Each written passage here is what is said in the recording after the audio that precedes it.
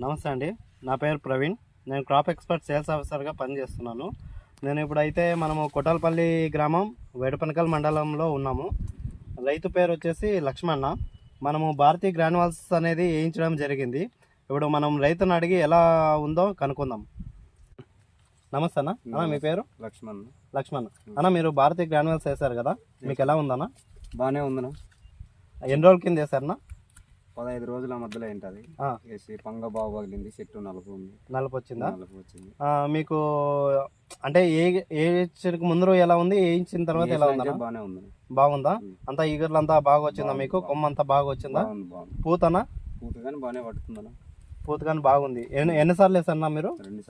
2 సార్లు వేసారా? మీరు ఎట్లా సాటిస్ఫై ఉన్నారా? మాకేం పర్వాలేదన్నా, బాగా చెట్టు నలుపు కానీ బాగుంది. మీరు ఇంకొకరికి ఏమైనా రికమెండ్ చేస్తారా? ఇది భారతీయ వేసుకోవచ్చు, దానికి ఏం తప్పేం లేదు. బాగుంది. ఓకే.